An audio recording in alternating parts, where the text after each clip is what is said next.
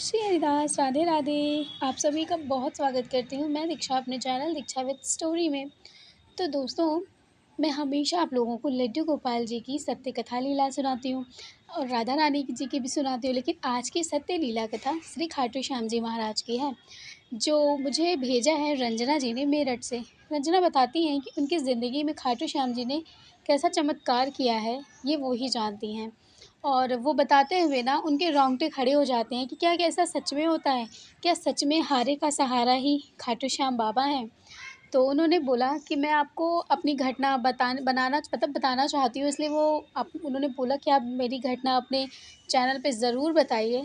तो इसीलिए मैं आप लोगों से ये घटना शेयर कर रही हूँ आज। तो चलिए जानते हैं कि है इनकी ज़िंदगी में क्या हुआ था ऐसा। रंजना भारद्वाज जिनका नाम है, मेरठ में इनकी पार्लर की एक शॉप है। वो पार्लर करती भी हैं और लोगों को सिखाती भी हैं। उनका एक बुटीक का भी काम है। वो बताती हैं कि मैं अपने कामों में इतनी बिज़ी रहती हूँ, मेरी बेटी जो सबसे बड़ी वाली है, वो बुटीक का काम सँभालती है और मैं पार्लर का काम सँभालती हूँ। उनके 2 बेटे भी हैं, वो छोटे हैं। बेटी सबसे बड़ी है। बेटी उनकी बहुत ही अच्छी है, बहुत ही सुंदर है। इसलिए वो अपने आप को कहती हैं कि मैं बहुत ही अपने आप को भाग्यशाली समझती हूँ कि मेरी बेटी ऐसी है, जो मेरे साथ मतलब घर के कामों में भी हाथ बटाती है और मेरा भी करती है, मेरे घर के लिए भी सोचती है। मेरी बेटी बहुत अच्छी है। वो बताती हैं कि लेकिन मेरी बेटी का अच्छा होना ही उसके लिए एक दिन इतना बुरा बन जाएगा, मैंने सोचा नहीं था। वो बताती हैं कि मेरे हस्बैंड जो हमारे साथ नहीं रहते, मैं और मेरी बेटी ही मेरे साथ रहते हैं और मेरा दोनों बेटा रहते हैं। मेरे सासू माँ और मेरे हस्बैंड अलग रहते हैं, वो हम लोगों से दूर रहते हैं, इसीलिए हम सब परिवार में रहते हैं। तो वो बताती हैं कि मैंने अपनी बेटी की शादी तय की हुई है और शादी तय की हुई है, तो उन्होंने बोला कि हम शादी उनकी फ़िक्स कर दिए थे। फ़िक्स करने के बाद मेरी बेटी बहुत खुश हो गई थी, लेकिन वो एक तौर से दुखी भी थी कि मम्मी अगर मैं चली जाऊँगी तो आपका काम कौन सँभालेगा? फिर मैं कहती कि जो ऊपर वाले ने लिखा होगा वो तो होना ही है बेटा, लेकिन मैं तुम्हें अपने पास हमेशा तो नहीं रख सकती ना। तुम्हें कभी न कभी अपने घर तो जाना ही है। तो हम माँ-बेटी में बहुत ही अच्छी बॉन्डिंग थी। वो बताती हैं कि सब कुछ हमारे जीवन में अच्छा चल रहा था, लेकिन हमारी सासू माँ और हमारे हस्बैंड इसलिए हमसे अलग हो गए क्योंकि वो भगवान में विश्वास नहीं करते थे। और उनके साथ रहते-रहते हमारी भी संगति कुछ ऐसी ही हो गई थी कि हमने भी मूर्ति पूजा में विश्वास करना बंद कर दिया था। हमने हमारे एक गुरुजी हैं, बस हम उन्हीं में विश्वास और आस्था रखते हैं, हम मूर्ति पूजा में आस्था नहीं रखते हैं। तो बताती हैं कि इसीलिए हमारे और क्योंकि मेरे मायके में रंजना बताती है कि मेरे मायके में सदा से भगवान जी की पूजा होती थी। उनके यहाँ माता दुर्गा की पूजा होती थी। तो वो कहती हैं कि मैं बहुत ही भक्ति किया करती थी, 9 दिन नवरात्र व्रत रखती थी, लेकिन जब से मेरी शादी हुई थी, आज मेरी शादी को 25 साल हो रहे हैं, लेकिन इस घर में कभी भी मैंने भक्ति नहीं देखी, कभी भी मैंने पूजा-पाठ नहीं देखी। इन्हीं सब चीज़ों की वजह से उनके और उनके पति में अनबन होने लगी, इसलिए वो दोनों अलग हो गए और उनकी सासू माँ ने भी उनका साथ ना देके उन्होंने अपने बेटे का साथ दिया। ये बताती हैं रंजना कि हमारे जीवन में पहले तो बहुत ही ख़राब चीज़ें चल रही थी, बहुत ही बुरा दौर से वो गुज़री हैं, लेकिन कुछ दिन के बाद उनकी ज़िंदगी कहते हैं ना वो ट्रैक पे आ जाती है, तो उनकी ज़िंदगी ट्रैक पर ही आ चुकी थी। उनके बच्चे बड़े हो गए, उनकी बेटी ने सारा बुटीक का काम सँभाल लिया, उन्होंने पार्लर का काम सँभाल लिया, तो इसी तरह से उनकी जीवन यात्रा बहुत अच्छे से चलने लगी। तो वो बताती हैं कि एक बार की बात है, उनकी बेटी की शादी फ़िक्स हो गई थी, वो बहुत खुश थी, वो छत पे जाके बात कर रही थी अपने फ्रेंड से और बात करते हुए मैं नीचे थी और मेरे दोनों बेटे थे, वो अपनी पढ़ाई कर रहे थे और तभी अचानक से मेरी बेटी के चीखने की बहुत ज़ोर से आवाज़ें आई। वो कहती हैं कि जब मेरी बेटी के चीखने की आवाज़ आई तो मैं भाग कर के नीचे गई और जब मैं नीचे गई तो मैंने देखा सॉरी मैंने जब छत में जब मैं भाग कर के गई तो मैंने देखा कि मेरी बेटी जो है वो वहाँ पर छत में बेहोश पड़ी है। फिर मैंने उसको उठाया, उठाने के बाद हम उसको नीचे ले आए, हमने तुरंत उसके ऊपर पानी का छींटा दिया और जब छींटा दिया तो उसको होश आया। होश आने के बाद उसको उसकी बातें सुनकर ना हमारे तो प्राण ही सूख गए। उसको कुछ याद ही नहीं आ रहा था। वो इधर-उधर की बातें कर रही थी। उसका ऐसा लग रहा था कि दिमाग का संतुलन हिल गया है। आखिर ऐसा क्या हो गया था मेरी बेटी को? वो खुद नहीं समझ पा रही थी। बताती हैं रंजना कि मैं तुरंत डॉक्टर को मैंने फ़ोन किया। फ़ोन करने के बाद मैंने जो है अपने हस्बैंड को बताना ज़रूरी नहीं समझा। मुझे लगा कि हो सकता है ये ठीक हो जाएँ। तो उन्होंने बोला कि मैं अभी हस्बैंड को नहीं बताती, तो वो डॉक्टर के पास गईं। डॉक्टर को उन्होंने दिखाया, डॉक्टर ने दवाइयाँ दी और फिर भी वो दवाइयों से कोई असर नहीं हो रहा था। वो बताती है कि मेरी बेटी एक पागलों के जैसे हरकतें करने लगी थी। पता नहीं उसके साथ क्या हो गया था। तो फिर उन्होंने डॉक्टर ने बोला कि इनका हम ब्रेन का स्कैन करेंगे। स्कैन करने के बाद ही हमें पता चलेगा कि इनको क्या हुआ है। तो उन्होंने स्कैनर से पूरी पूरी अच्छे से जाँच की, उनके पूरे बॉडी की। बताती हैं कि सीटी स्कैन हुआ। उसके बाद जब पता चला कि उनको सीटी स्कैन में क्या निकला है, तब पता चला कि उनके लिफ्ट की एक नस दब गई है, जिस वजह से वो इस तरह का बर्ताव करती हैं। अब वो बहुत ज़्यादा परेशान हो गईं कि मेरी बेटी की अब शादी भी तय हो गई है, कुछ महीनों में उसकी शादी भी होने वाली है, लेकिन इस तरह की चीज़ें हो रही हैं, अब वो क्या करें, उन्हें कुछ समझ में नहीं आ रहा था।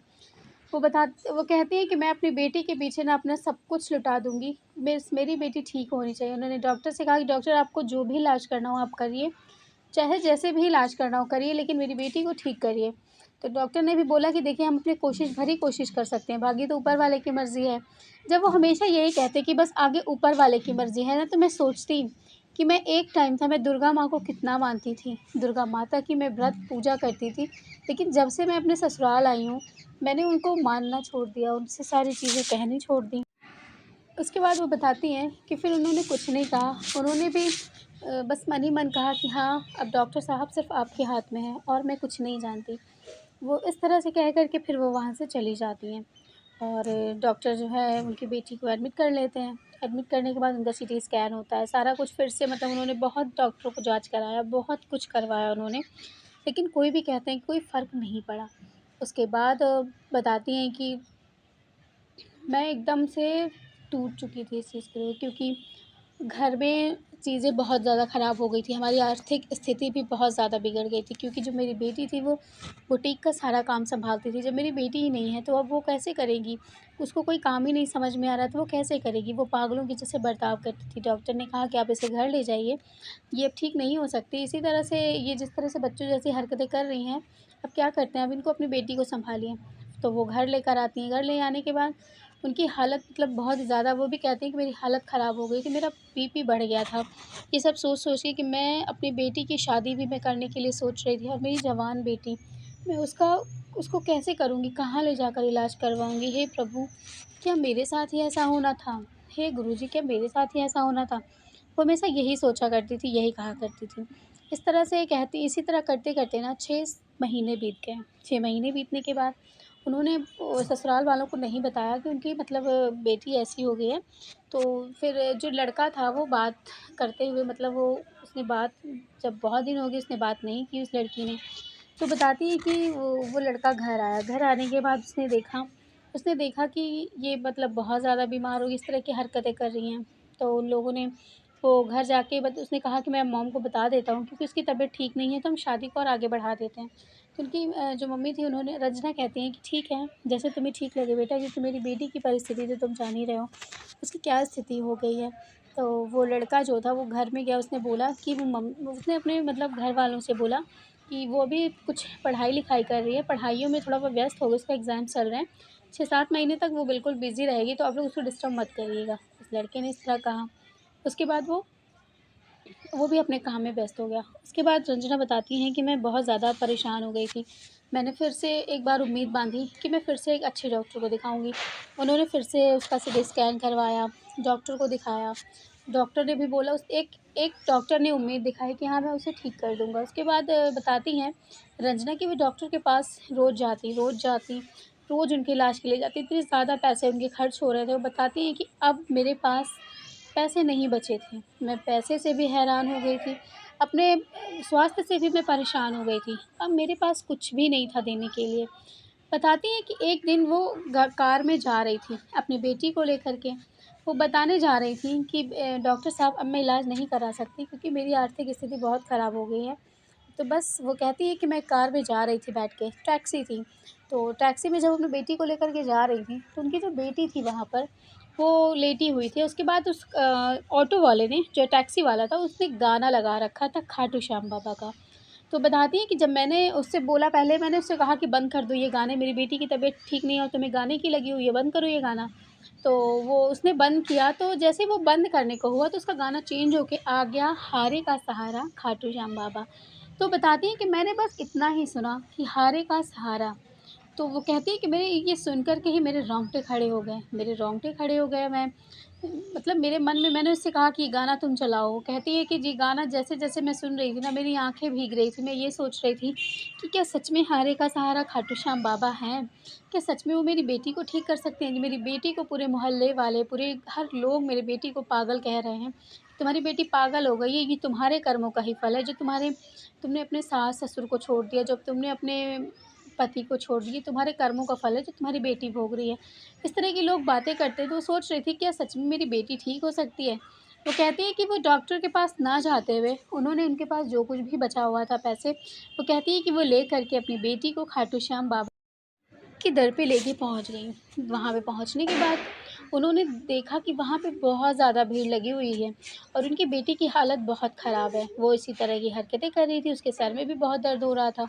वहाँ पे लाइन बहुत ही लंबी लगी हुई थी। फिर वो बहुत ज़्यादा परेशान हो गई। फिर उन्होंने कहा कि आपके दर तो आ गए हैं बाबा, अब आप अपने दर्शन करा दीजिए।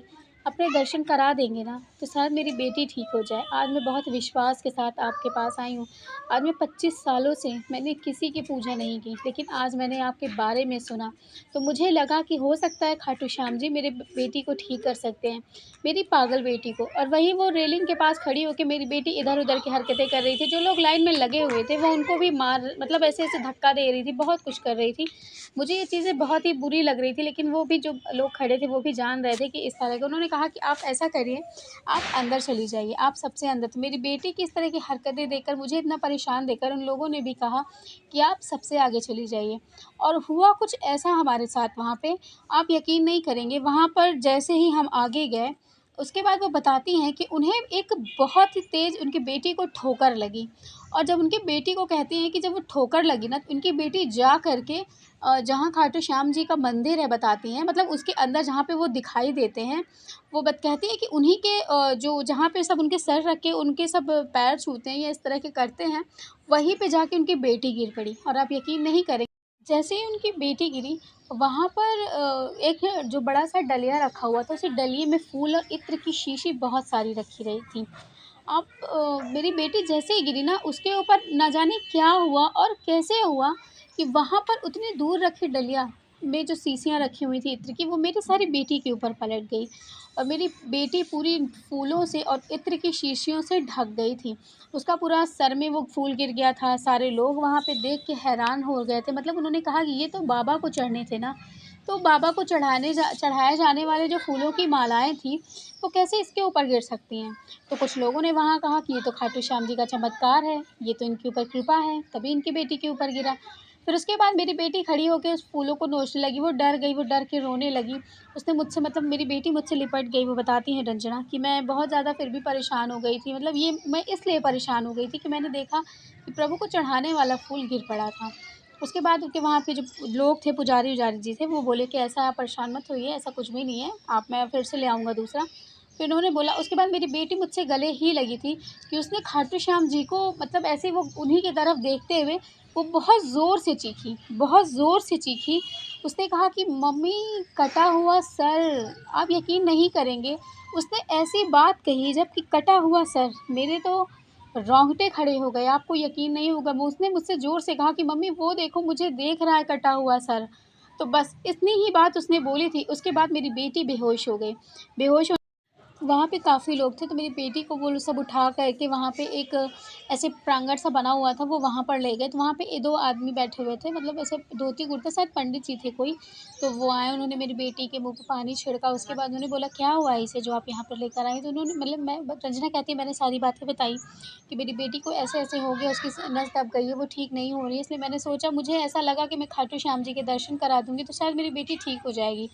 तो वो पंडित जी ने कहा कि अगर आपकी बेटी ठीक हो गई है, आप परेशान मत होइए, देखिएगा जब ये आँखें खोलेगी ना तो ये बिल्कुल ठीक होगी।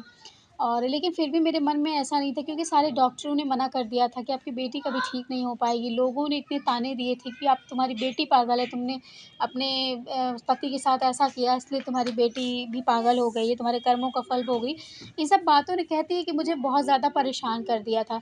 लेकिन फिर जब कुछ देर के बाद 20-25 मिनट के बाद जब मेरी बेटी की आँखें खुली, मेरी बेटी ने मुझे कहा, मम्मी मुझे भूख लगी है। तो मैंने उसको कहा, बोला कि कोई बात नहीं बेटा, भूख लगी है ना, मैं अभी यहाँ से दर्शन करके हम लोग अब बाहर चलेंगे, इसके बाद हम कुछ खिला देंगे तुम्हें, ठीक है? मैं तुम्हें तुम्हारी फ़ेवरेट चॉकलेट दूँगी। तो उसने कहा, मम्मा फ़ेवरेट चॉकलेट क्यों? और आप यहाँ क्या कर रही हैं? और आप ये बताइए मुझे कि अब काम कौन सँभाल रहा है घर का? हम लोग तो घूम रहे हैं, तो काम कौन करेगा अब घर का? और मेरे बुटीक का क्या हाल है? तो इस तरह की बातें सुन कर के आप यकीन नहीं करेंगे, रंजना कहती है कि मेरी आँखों में आँसू आ गए। मैंने तुरंत अपनी बेटी को अपने गले से लगाया और मैं तुरंत खाटू श्याम जी के दर पे गई। मैंने वहाँ उनसे बहुत लाखों बार क्षमा माँगी अपनी इस करनी की, कि मैं आपको कैसे भूल सकती हूँ बाबा? आपने ही इतना बड़ा चमत्कार किया और आप मैं आपको भूल गई, मैं आपको कैसे भूल सकती हूँ? तो बस रंजना बताती हैं कि मैंने उनसे माफ़ी माँगी। उसके बाद आज तक वो बताती हैं कि मैं खाटू श्याम जी के वो बताती हैं, मैं खाटू श्याम जी को आज तक नहीं भूली। मैं उनकी पूजा, सेवा हर चीज़ करती हूँ और हर साल मैं अपनी बेटी और अपने दामाद को लेकर के खाटू श्याम जी ज़रूर जाती हूँ, अपने दोनों बेटों को लेकर के, क्योंकि वो खाटू श्याम जी की मतलब उनकी बेटी को उन्होंने ही जीवन दान दिया। तो वो कहती है, इसलिए इस चीज़ को लेकर मैं बहुत खुश हूँ, बहुत ज़्यादा खुश हूँ। और मैं मतलब मेरे जो हस्बैंड हैं वो भी मुझसे अब मतलब थोड़े-थोड़े बात करने लगे, इसलिए बात करने लगे क्योंकि उन्होंने देखा कि मैंने अकेले दम पे अपना ये सारा कुछ कर लिया। उन्होंने मुझे ऐसे समय पे छोड़ा था कि जब मेरे पास कुछ भी नहीं था, उन्होंने भी मुझसे माफ़ी माँगी। जब से खाटू श्याम जी मेरे जीवन में आए हैं ना, मेरी जीवन ना बिल्कुल बदल सा गया है, आप यकीन नहीं करेंगे। लेकिन मैं किस बुरे दौर से गुज़री हूँ, मैं आपको बता नहीं सकती। लेकिन सच में कहते हैं ना, हारे का सहारा बाबा ही हैं सिर्फ़, और कोई नहीं है। तो रंजना जी ने ये मुझे सत्य घटना बताई जो उनकी बेटी के साथ घटित हुई है। तो आप लोगों को ये घटना कैसी लगी मुझे ज़रूर बताइएगा और कमेंट कर दीजिएगा और राधे-राधे ज़रूर लिख दिया करिए। लाइक कर दिया करिए, शेयर कर दिया करिए, चैनल को सब्सक्राइब कर लीजिएगा आने वाली स्टोरी सुनने के लिए।